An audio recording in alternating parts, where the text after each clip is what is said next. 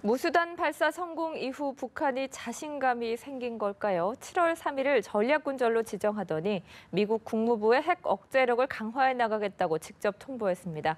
북한의 동향을 점검해 보겠습니다. 세계북한연구센터의 안찬일 소장, 연합뉴스 통일외교부 이상현 기자와 함께합니다. 어서 오세요. 안녕하세요. 안녕하십니까. 네, 앞서 얘기했듯이 북한이 오는 7월 3일을 전략군절로 지정을 했는데요. 자, 북한의 관영 TV를 통해서 직접 확인해 본 후에 본격적인 대담 들어가겠습니다. 네, 이 기자, 전략군절. 조금 생소한 개념인데요. 자세히 좀 설명해 주시죠. 쉽게 말씀드려서 북한이 군대에 관련한 명절을 하나 새로 만들었다. 이렇게 이해하시면 될 텐데요. 방금 전에 영상에서 보셨듯이 북한 매체는 최근 최고인민회의 상임위원회 결정에 따라서 7월 3일을 전략군절로 정한다. 이렇게 보도를 했습니다. 익히 알려졌다시피 북한은 성군 정치를 우선시하죠. 그러니까 군대를 우선시합니다. 그런 차원에서 이제 4월 25일과 같은 건군절, 이제 이런 날을 기존에도 명절로 이제 정해서 기념해 왔었는데 의미 부여를 많이 해왔었는데요. 이제 이번에 그런 차원에서 전략군이라는 군부대의 어떤 기념일을 새로 만들었다 이렇게 보실 수 있겠습니다.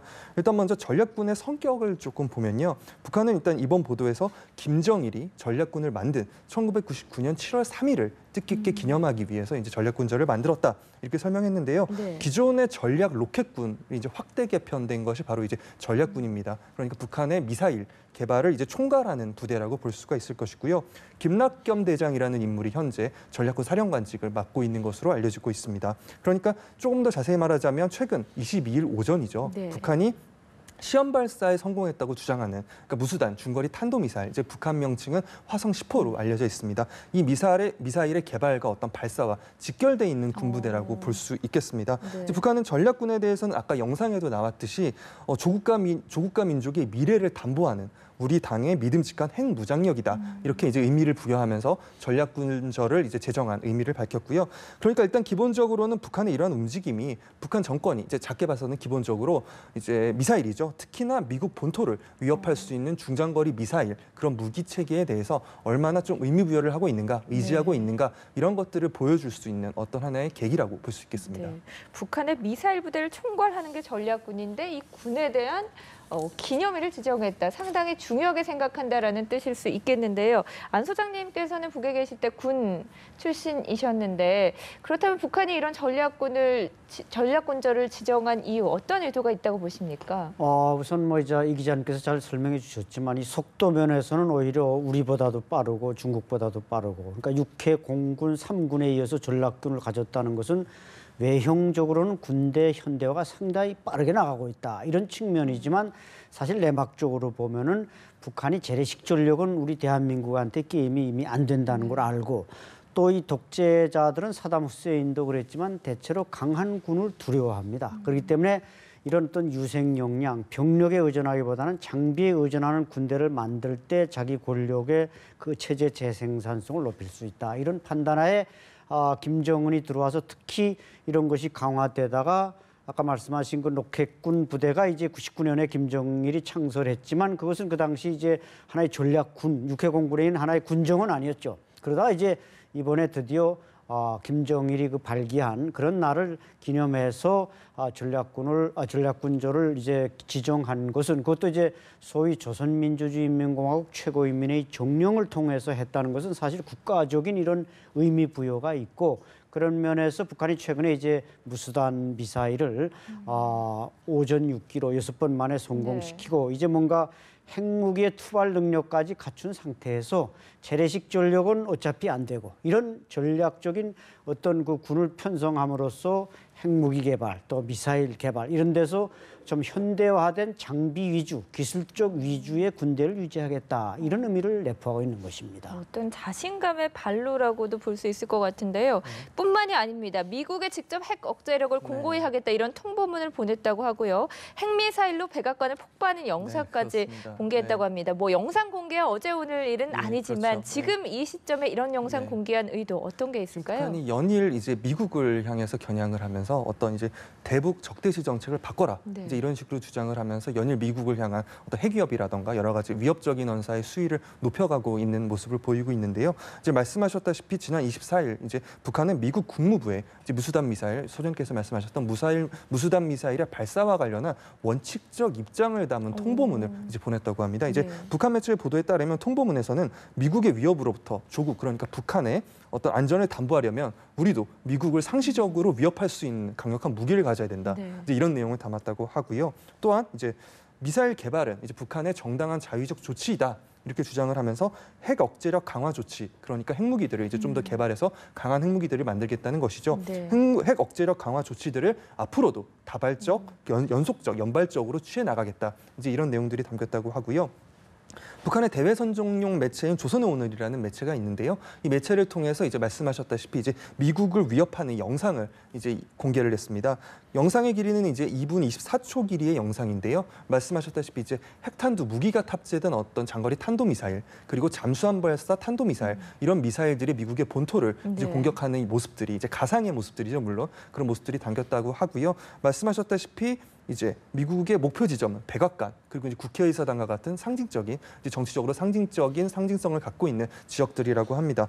북한의 이러한 모습은 결과적으로는 핵 보유국의 지위를 이제 기정사실화하면서 이제 미국 정부가 가질 수 있는 어떤 공포심, 위협심을 이제 활용을 해서 결과적으로 미국과 관련해서 새로운 협상의 틀을 만들려고 하는 것이 아니냐 네. 이런 측면에서의 전문가들의 분석이 나오고 있습니다. 네, 어떤 화면을 보니까 굉장히 네. 좀 조악한 수준의 네, CG로 맞습니다. 이 폭파 영상이 공개된 네, 것을 볼 네, 수가 네. 있는데 그런가 하면 6.25를 맞아서 반미 선동의 수위까지 높였다고요. 네, 그렇습니다. 이제 지난 25일이 이제 다 알고 계시겠지만 한국 전쟁 발발 66주년을 네. 맞는 날이었습니다. 북한은 이제 이 날을 맞아서 평양 김일성 광장에서 이제 군중 대회와 이제 민간 퍼레이드를 열면서 반미 투쟁을 이제 선동을 하면서 또한 동시에 핵 경제 병진 노선의 정당성을 이제 강력하게 매우 거친 언사로 네. 주장하는 모습을 보였는데요. 이날 행사에 참석한 북한 이제 조선노동당의 한 간부 같은 경우에는 만약 미국이 우리의 거듭된 경고에도 불구하고 이제 북한의 존엄성과 자주권을 조금이라도 침해하는 모습을 보인다면 이제 가차없는 징벌의 불소나기를 퍼붓겠다 이렇게 위협했습니다. 북한은 이날 오전에는 노동당 기관지 노동신문을 통해서도 이제 미국을 향한 위협적인 언사를 쏟아냈는데요. 북한은 논평에서 자신들이 이제 엄연한 핵 보유국이라는 점을 이제 여러 차례 거듭 강조하면서 만약에 미국이 제2의 6.25 전쟁을 일으킨다면 그 종결점은 미국의 멸망, 종말이 있을 것이다. 이런 위협적인 표현을 내놓기도 했습니다. 네, 통보문을 보내서 오바마 정부를 압박하는 한편 네. 또 반미 투쟁까지 강화하는 그런 그렇습니다. 모습을 보여주고 있군요. 자, 그렇다면 우리나라를 향해서는 어떨까요? 자, 화면으로 확인해 보시죠. 북남 사이의 무력 충돌의 근원을 조성해보려는 악랄한 기도 밑에 한강 하구와 소해열점 수역에서 벌리고 있는 미제와 남선 괴뢰들의 군사적 도발 책동은 고의적인 적대 행위로서 절대로 용납될 수 없습니다.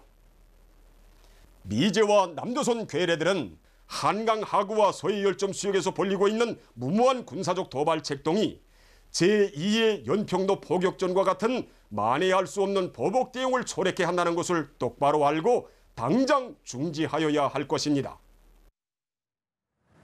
네, 지금 한강 하구에서 중국 어선 불법 조업 단속에 대한 얘기를 하고 있는데 사실 원인 제공자는 중국 어선일 텐데 북한은 거기에 대해서는 얘기가 없고 우리 측의 생트집을 잡고 있거든요. 왜 그런 그렇죠. 걸까요? 네, 이게 뭐 흔히 우리가 싸움 구경, 불구경이 제일 재밌다. 사실 북한은 지금 중국 어선과 우리 군과의 어떤 그 침범과 몰아내기 이걸 지금 불구경하듯이 하면서 또 한쪽으로는 중국 어선들에게 대피처를 또 제공한다는 말이죠. 여기에 대해서는 뭐 중국 그 어선들에게 북한군이 어업권을 팔아넘겼다 이런 말도 있는데 그것을 우리가 뭐 계약서를 봐서 확인할 수는 없지만은 어쨌든 북한군이 그들에게 대피처를 제공하고 있고 오히려 우리와의 갈등을 조장하고 있는 거 보면은 어업권을 팔아넘겼다는 설도 무시할 수는 없는 것입니다. 그래가지고 이제 북한은 뭐 사실상 지금 서해의 긴장이 마치 우리가 어떤 조성한 것처럼 지금 뒤집어 씌우고 있지만 북한이 원하는 것이 이 서해 지역을 열점지대로 만드는 것을 원하고 있습니다. 네. 특히 김정은 시대 들어와서부터 우리가 뭐 천안함 폭침이라든지 연평도 도발이라든지 거기에 대해서 지금 뭐 연평도 도발에서 무슨 우리가 마침 뭐 보복을 당해서 큰 손해를 본 것처럼 말하지만 사실 연평도 포격으로 실제적으로 많은 살상자가 나고 피해를 본 것은 북한 측이란 말이죠. 우리가 K9으로 이제 보복하는 바람에 그래서 북한이 지금 뭔가 이 중국 어선들과 우리 군의 어떤 그 대응 논리를 가지고 자꾸 서해 지역을 긴장화시키고 이것을 또 아까 말씀하신 대로 이제 6.25 반제 반미 투쟁 월간과 이렇게 결부시켜서 자꾸 거기서 뭔가 적개심을 조성하는 이런 분위기로 가고 있는데 어쨌든 앞으로도 아마 북한은 이 서해 지역을 NLL 지역을 열점지도로 놔두면서 거기서 긴장을 통해서 내적 단결을 강화하려는 그런 시도들을 아마 포기하지 않을 것 같습니다. 네, 그 부분이 걱정입니다. 어떤 도발의 명분을 쌓고 도발이 됐을 때 책임을 울트게 떠넘기는 거 아닌지 우려가 되는데요. 이 부분을 잘 주의해야 될 것 같고요. 이 기자, 이런 가운데 북한의 우방국인 중국과 러시아까지 북한을 향해서 쓴소리를 냈다고요? 네, 그렇습니다. 딱 느껴지듯이 상당히 이례적인 것으로 보여지는데요. 북한의 전통적인 우방국이라고 할 수 있겠죠. 이제 중국과 러시아가 이례적으로 이제 입을 모아서 이제 함께 이제 북한에 대해서 특히 핵 미사일 개발에 대해서 이제 비판적인 언급을 내놓은 것인데요. 최근 이제 중국 외교부가 공개한 것에 따르면 이제 중국의 시진핑 주석과 이제 러시아의 푸틴 대통령이 베이징에서 정상회담을 갖고 이제 공동 성명이라는 것을 발표를 했습니다. 이제 이 내용을 보면요, 이제 좀 표현들이 좀 중요한데요. 일단은 중러 모두 북한의 번영과 성공을 기원하고 이제 평화적 핵 에너지와 우주 개발하는 것들을 포함해서 국제 문제에 대해서 북한이 건설적이고 적극적인 참여자로 나서기를 바란다. 이제 이런 내용이 일단 담겨져 있습니다. 하지만 이제 이 다음부터가 중요한데요.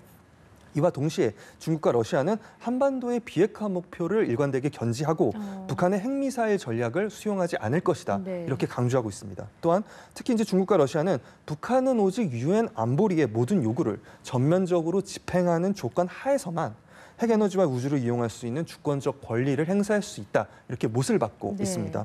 두 정상은 그러면서 이제 관련 국가들이 9.19 공동성명이나 유엔 안보리 결의들을 철저하게 이행해야 한다. 이렇게 또 강조하기도 했습니다. 시 주석과 푸틴 대통령이 양자회담에서 이처럼 이제 구체적으로 특히나 북한에 대해서 핵 미사일 개발에 대해서 이례적으로 비판적인 목소리를 내서 이제 특히 관심이 쏠리고 있는데요. 국제사회의 이제 전격적인 대북 제재 이런 국면에서 중국과 러시아가 대북 압박의 강도를 조금이라도 더 높일 수 있는 계기가 되지 않을까 이제 이런 측면에서 관심을 모으고 있는 상황입니다. 네, 이 기자가 방금 정확하게 짚어주셨습니다만 중국과 러시아의 이런 발언과 태도는 상당히 이례적이거든요.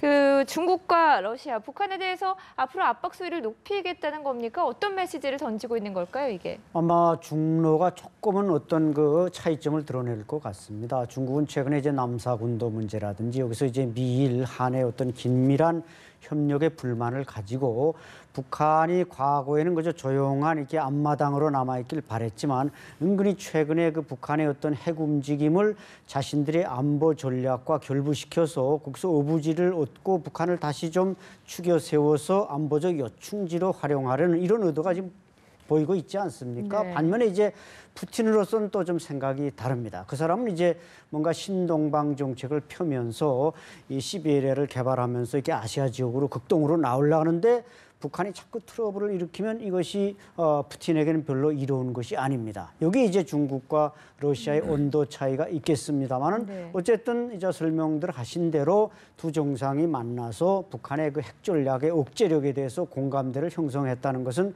매우 바람직한 일입니다만은 향후 북한이 또 어떤 단계로 뭐 5차 핵실험을 간다든지 또 ICBM을 쏜다든지 하는 여러 가지 이제 도발적 징후들을 나타낼 때 과연 중국이 여기에 대해서 얼마만큼 지배력을 이 제재력을 지금처럼 유지할지 아니면 조금 느슨하게 나갈지 이런 것은 좀 두고 볼 문제입니다. 네. 발언과 또 향후 태도는 조금 그렇죠. 온도차가 있을 수 있다 이런 말씀이시군요. 그렇습니다. 자, 이번 주에 북한에서 큰 정치 행사가 열린다고 하는데요. 이게 어떤 행사이고 또 어떤 부분에 집중해야 하는지 점검해 주시죠. 지난달에 북한에서 큰 행사가 있었죠. 이제 36년 만에 열린 제7차 노동당 당대회가 열렸는데요.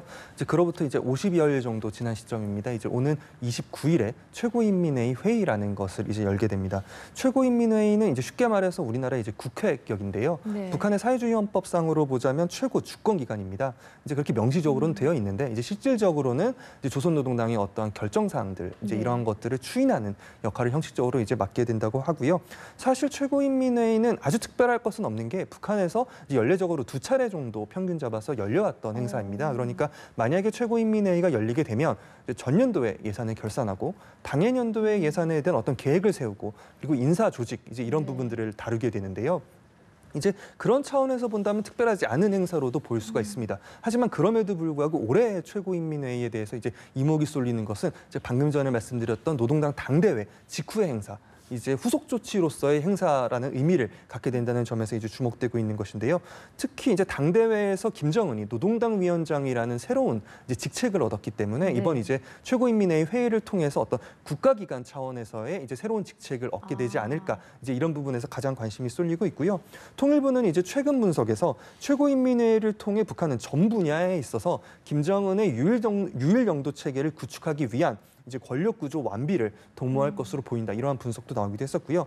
일부 전문가들은 이제 기존의 국방위원회 조직의 이제 상위 조직으로서 이제 인민위원회, 중앙인민위원회 조직을 이제 네. 과거에 있었던 것을 부활시키고 여기서의 이제 김정은이 위원장으로서 새롭게 나서지 않겠느냐 이런 분석도 나오고 있습니다. 또한 이제 좀 구체적인 정책 차원의 가능성을 보자면 네. 당대회에서 북한이 이제 경제 발전 5개년 전략을 이제 매우 모호한 그림으로 이제 앞서서 발표한 그랬죠. 적이 있었거든요. 그런데 이번 이제 최고인민회의를 통해서 어떤 수치라던가 단계적인 목표라든가 이런 것들이 좀 더 구체적으로 나올 수 있지 않겠느냐 이제 이런 다양한 전망들이 나오고 있습니다. 네. 어떤 내용들이 나올지 귀를 기울여 봐야 될 것 네. 같고요. 안 소장님, 이렇게 이번 주 수요일에 최고인민회의가 개최가 되는 건데 그 전후로 어떤 무산을 추가로 발사하든지 하는 어떤 촉포 성격 또는 치적을 쌓기 위한 행동, 북한이 나서지 않을까 하는 우려도 있습니다. 어떻게 전망하십니까? 글쎄 시공간적으로 뭐 내일 모레니까 그 기간에 무슨 도발을 할지 우리가 확인할 길은 없습니다만 어쨌든 자 설명하신 대로 노동당에 이어서 국가직에도 최고직이 올라야 되니까 그렇게 되면 결국 이제 명실공히 김정은은 당, 국가, 군에서 이제 최고 수위가 되는 것이죠. 네. 따라서 뭔가 그때 가서 뭐 공화국 영웅 칭호라든지 나름대로 또 인민군 지금 조선민주주의인민공화국 소위 원수로 돼 있지만 뭐 대원수 물론 거기까지 아직 생각할 수는 없지만은 그런 것들을 김정은에게 얹혀놓기 위해서는 나름대로 뭔가 군사적인 업적, 경제 분야에서는 뭐 업적이 나올래야 나올 수가 없고 군사적인 분야에서 업적이 나온다고 할 때 네. 이미 뭐 무수하는 간신히 지금 성공한 단계인데 또 하다가 또 실패를 보여줄지 아니면 지금 SLBM을 실험한 지가 또 상당히 시간이 좀 지났기 때문에 네네.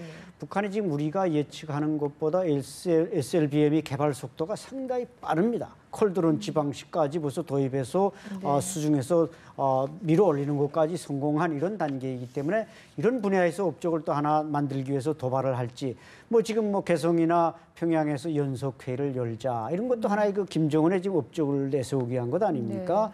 그러니까 연석회의가 우리 현대사에서 최초로 있었던 것은 이제 해방 직후에 김구주석이나 김규식 선생이 올라가서 했던 게 연석회의고 분단을 막고자 했던 게 연석회의인데 분단도 못 막은 연석회의를 지금 개성이나 평양에서 열어서 오중이 또중이들이 모여서 무슨 성과를 사실 낼 수 있겠는가 이렇게 볼 때는 과연 북한이 이번에 일단 최고인민회의를 열어서 김정은에게 국가의 최고 직위를 부여한 다음에 네. 그 다음에 뭔가 또 7.27 소위 그들이 말하는 전쟁 승리 기념일을 계기로 해서 군사적인 도발들을 감행할 가능성은 높다고 봅니다. 네.